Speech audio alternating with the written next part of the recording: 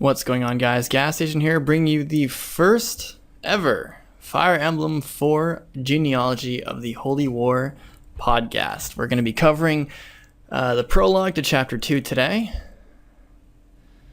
And yeah, this game is kind of interesting. It's definitely like a mentality thing you have to pick up. And once you get that, then it gets easier.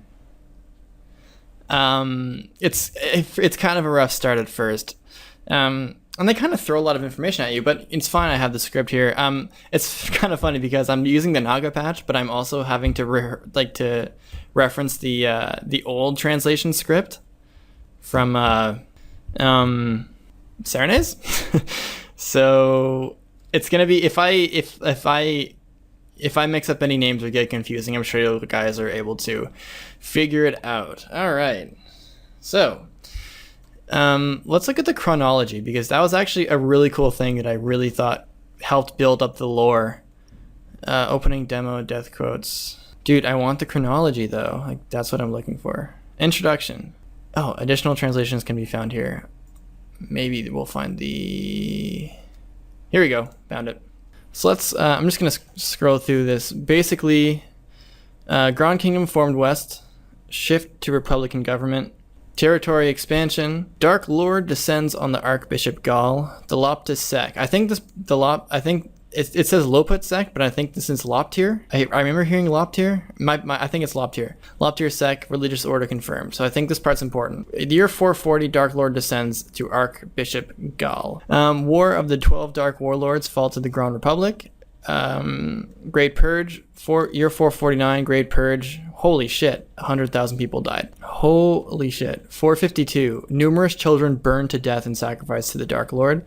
453, atrocity at Ida. Ida is the religious place because I think one of the elders is from there. Mutiny of Myra Imperial Family, rebellion of Myra. 633 is a big one, beginning of the Holy War. 648, fall of the Loput Empire. The 12 Crusaders established, 7 dukedoms in Granbell, and 5 regional kingdoms. 649 kingdoms of... 649 kingdoms. In the year 649, Kingdom of Granbell formed. And 757, Granbell Armed Forces dispatched to Isaac. And this is where we are right now, Isaac. 757, Granbell Armed Forces dispatched to Isaac. And then the curtain of upheaval is drawn once again. So, then we get to a sort of opening lore building, world building thing, which is very nice. I read through it twice just because it usually takes me 2 times to read through something.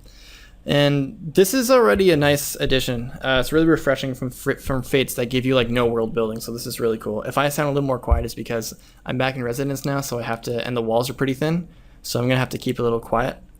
But I still think I'm at a decent noise level, so that's not bad.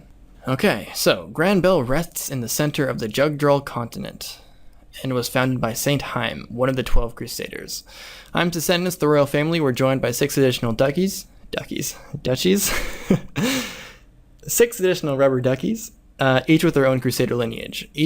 I can never pronounce this word right. It's duchy. Each duchy possessed a large territory and military holdings and exercised partial autonomy while serving. You know what? I'm going to bring up a world map for this, because this is like... The world map is like pretty extensive, I think. It's fucking huge. Holy shit. Did they make a digitized world map?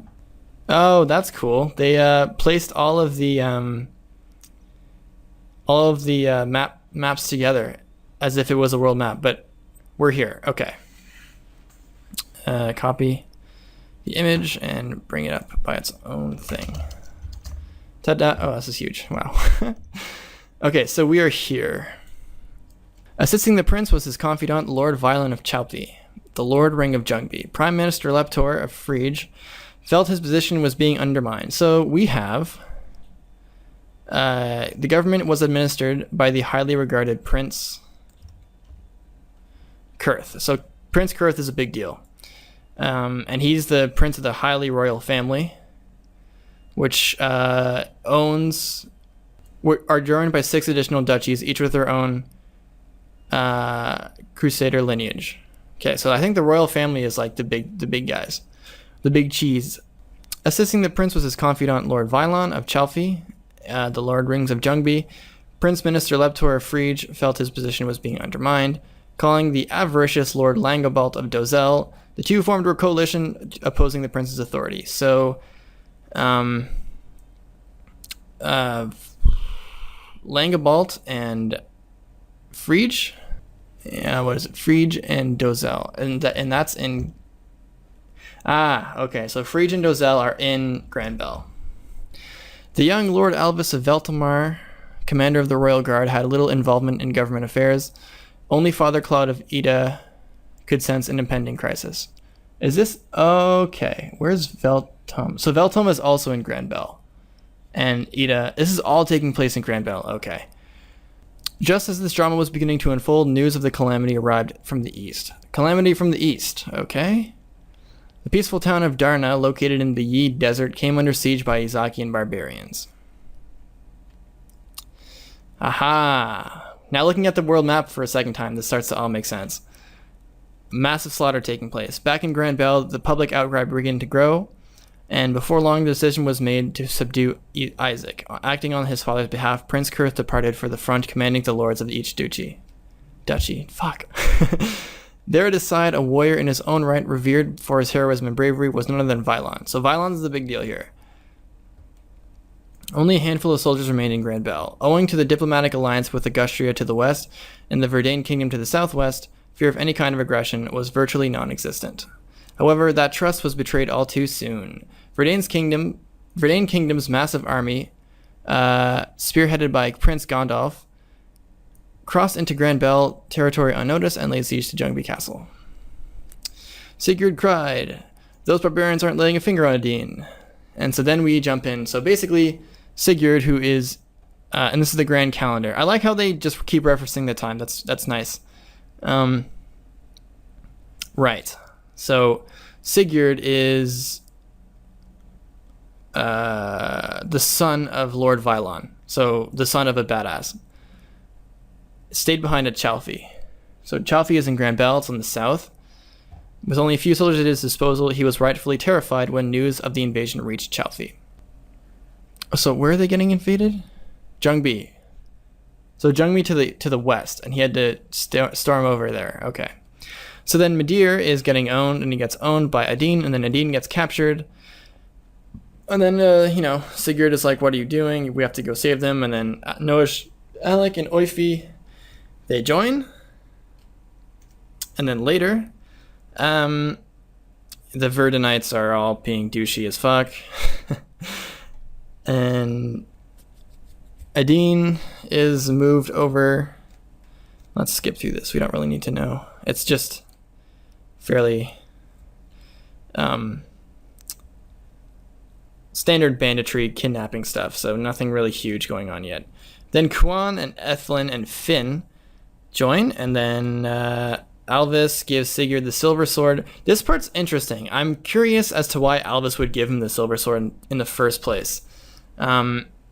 Because I think there's something in chapter 2 that signed that Alvis...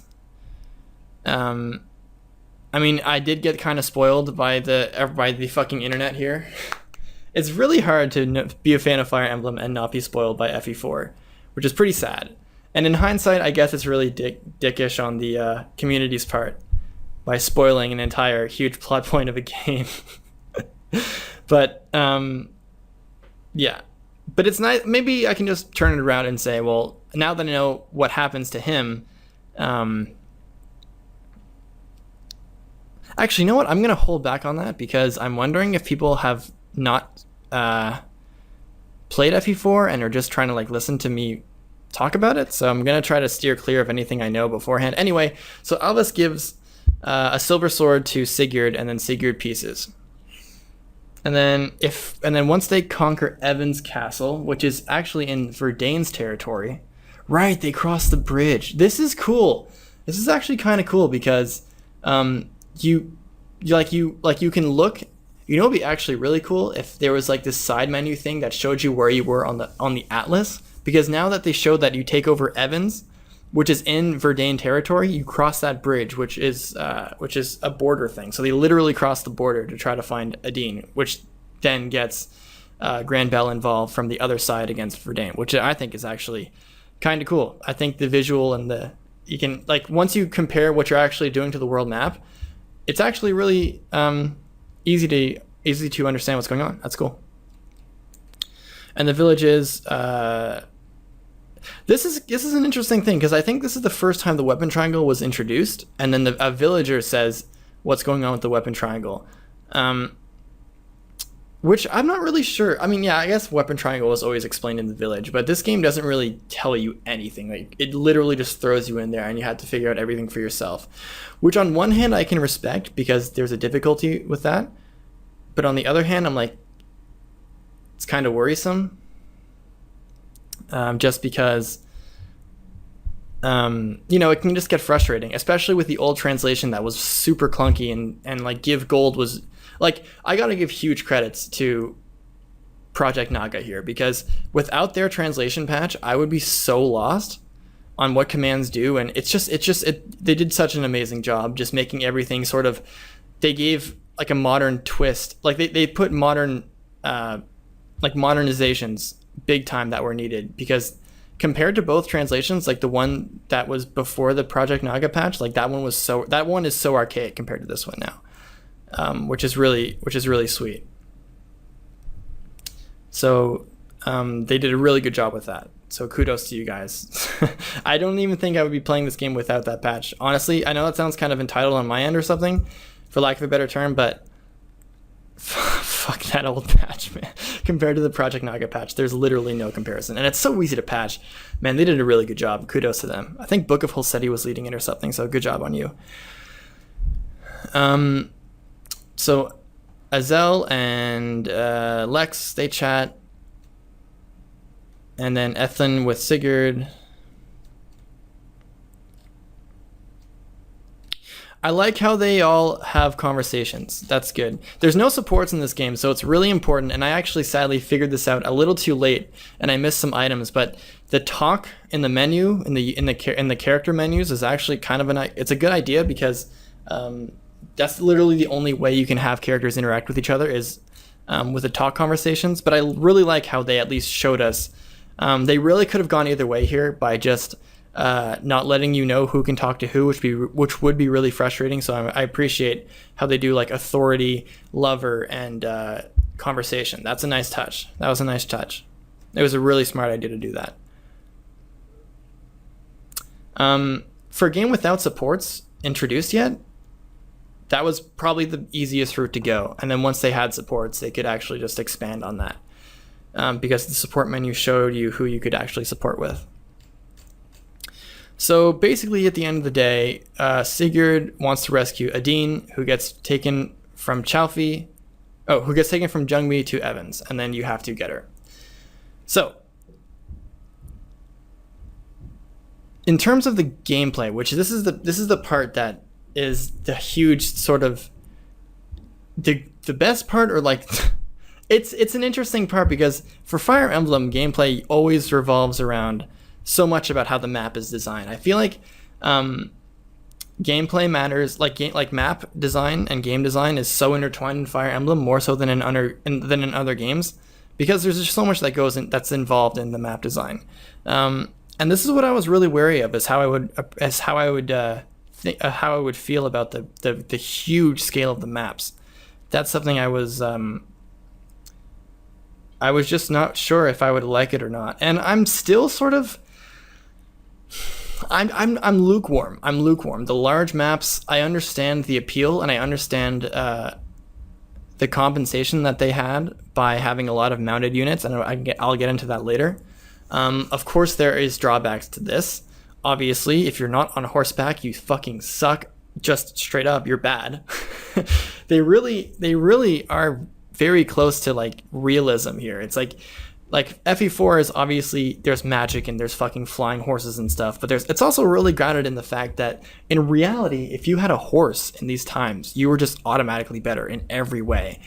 So horsing and the hit and run tactic of FE4 is actually something I think is one of my favorite parts about the combat in FE4 is the hit and run tactics. You can bait I ended up accidentally giving Quan the defense ring, which actually wasn't even. It didn't end up even being that bad because he already has really high base defense anyway. But he will still take hits. So now that he has +5 defense, he could go in there, bait, and then leave, and then I can do hit and run tactics over and over.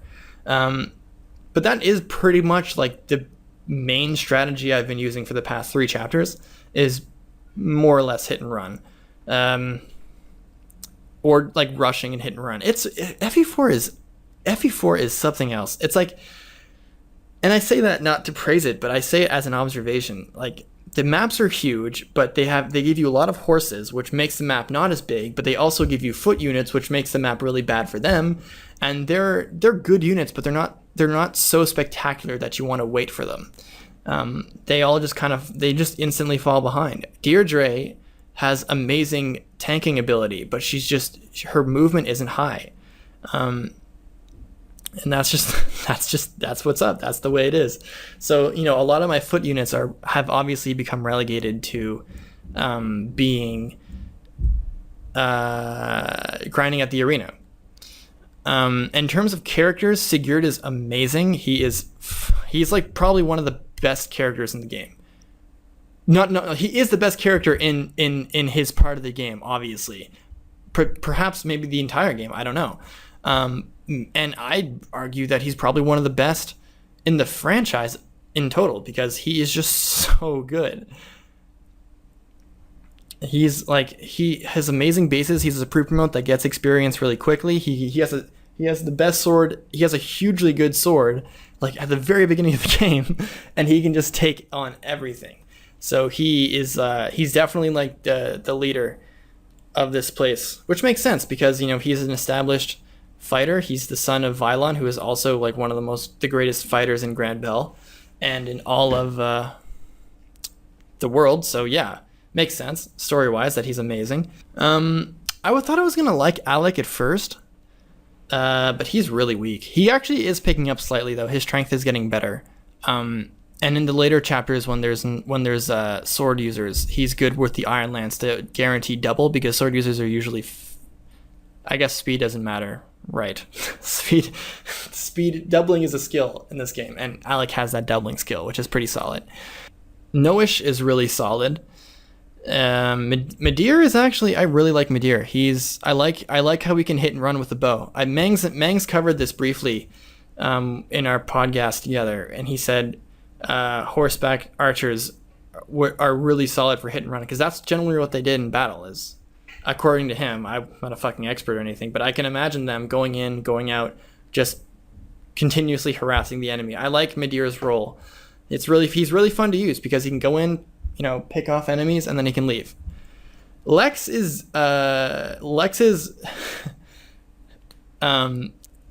it's funny how similar Lex is to how Hector is similar to Lex. Obviously, Hector is based off Lex. There's no fucking joke. Same hair, uses axes and shit. Stocky, defensive. Lex is solid. He's solid, man. It's kind of tough for him at the beginning because he can't double, and he's dealing with other axe users, so he's not really getting an advantage. He's not getting a weapon advantage that much over his other cavaliers, 3 of which use swords. So that's a thing. Quan is really good. He's really picking up now. Now that he has the defense thing. Finn is a god. Finn is amazing. Finn, I started to realize that Finn is actually fantastic. So I've been investing in Finn, and I let him get the kill for the Silver Lance. I let him get the Paragon Scroll, and he has something else. He has the Horse Slayer. No, yeah, the Horse Slayer too. So he's just going to be a monster. And Ethlyn is Ethlyn, right? She's like a troubadour that heals. Pretty standard. She has a sword, but I'd rather her just heal. She's a pinched sword user, I guess, and she's really fast, so she's decent at baiting, especially with the brigands in Verdane, so that's okay. And Arden is the wall, the guy who sticks behind and protects the castle. That's his role. I think the prologue chapter was done pretty well. It's short. it gets everything. It introduces you. I think for me, it introduces you really well to FE4 and how everything goes. They talk about. They give you. They don't really give you any. They give you an incentive to visit villages, but they also give you the opportunity to understand how the castle works. They do that both at the same time because I'm fairly certain you can capture. Once you capture Jungby, you can use Jungby Castle. But also they have Lex and Zell who can go and take care of some villages over there. But I feel like this was a really good opening chapter for me because it introduces all of FE4's mechanics in a simple way. They give you an incentive to push, which is something that FE4 is really good at, is despite their huge maps. And I think this is a misconception that people have when you talk to people who haven't played FE4 about FE4, is that when you mention huge maps, you might not mention that there's so much incentive to keep going, which is something that FE4 really does well. They understand that these maps are huge and they're taking place over an entire country. So they give you these incentives to keep pushing to get to each goal because there's stakes involved. There's villages, there's gold, there's characters that you have to get. So they do a really good job at pushing the player. And I think that's something that people have to realize when they mention the big maps, is that, there's a reason for that. And the big maps aren't just big. I mean, there are big, but like there's ways that FE4 consciously works to make it less of a bad thing. So that's my little spiel on that, which I think is good, and I think they introduced it well in this chapter. The weapon triangle is the first time it was introduced, I'm fairly certain, which is a good way. They don't calculate. You have to do your own calculations, which is just like a defense minus attack or attack minus defense to gauge what damage you're going to do. Skills are in this game, and I'm really used to doubling a lot with speed. That's something I don't like about FE4, is that speed only works for evasion, it seems. But I'm obviously willing to deal with it. It's not as bad. When you say there's no doubling in this game, it's a skill. People are like, what? But there's other skills that kind of compensate for speed, like the pursuit, I think, or something that Noish has, or something like that, where like if their speed is higher, then they'll double attack, or they'll do another round of battle, which is pretty much the same thing. And Noish has a critical skill, which is weird because criticals aren't just a thing. They're a skill, which it's Fire Emblem 4, so it's something you have to deal with, which is really nothing. Once you get into my biggest problem with this game at first was getting into the mentality that I'm playing FE4 and I have to get into the 1990 whatever mentality instead of the going from FE7 to like from the Western games and reversing back. I kind of already had to do this with guidance, so this isn't really a big deal for me. But once players who first play FE4 get over the hump of this sort of mechanic, then, or all of the mechanics that is so different, then it's really easy to start getting invested in the game. So yeah, all in all, like it's solid. It introduces everything. It's really textbook Fire Emblem things, like you seize castles, save women, and fight bandits. Good enough. Now, because my upload schedule is going to get really shitty over I'm going to get really busy with the job, and obviously I'll still be uploading videos, but I've really started to really appreciate how I do these podcasts. I feel like people like them way more than my LPs. My LPs take way longer to do. I have to edit so much. People have mixed reactions about my editing and how good my editing for footage is, and here and there. It's more taxing on my computer to edit video, and when I do audio stuff like this, I feel like for me, I've been doing a lot of listening to videos as background noise. And that's something I've really started to do a lot more of. Obviously, a lot of my videos have been podcasts. In fact, every single one of them has been a podcast, aside from the reviews. But the thing is with my podcast is that they rake in so much more views, and it's just background noise, and people are always busy. Like, I feel like people are living a less sedentary lifestyle, and they're out and doing things, and they're maybe they're going for a run, or they're on the bus, or they're between classes where they can just go in at any time in a podcast and just listen to it. They can listen to it. People listen to music all the time, so you can put this in your earbuds, and you can watch this and listen. You can just listen to it. And I think you can. I don't really think you can do that with LPs. Not that I don't want to keep doing LPs, but it's a big process, and I think for me, podcasts are more rewarding, and it seems like they're way more rewarding for you guys. So tell me guys what you think of podcasts versus my Let's Plays. Personally, I really enjoy doing podcasts more. I really like just talking about what I'm doing, and not that I don't like Tearing Saga, but because I really do like Tearing Saga. But like I said, it's a lot more. I'm having less time to do things, and a podcast is a really easy way to just get something out there. And this has already been going on for half an hour, and it's just talking in discourse. And I feel like when I do these discourses, that people in the comments can also pitch in, and it's way easier to pitch in and give your own opinion on something when it's just a conversation like this. This format feels like a conversation, whereas a Let's Play is sort of just a Let's Play. So tell me guys what you think of the format of podcasts. And that was the prologue of FE4. These are things I can do on the fly really quick, and this has already been going on for half an hour. I have to leave for lunch, but I think this is solid. I think this is fine enough. The prologue, solid. Chapter I said I was going to do chapters 1, the prologue to chapter 2, but I'll just break these down and try to get a consistent upload schedule, just to feel like I'm being more productive, because I get really anxious when I don't really upload anything, and it's always on my mind when I'm going to upload something next.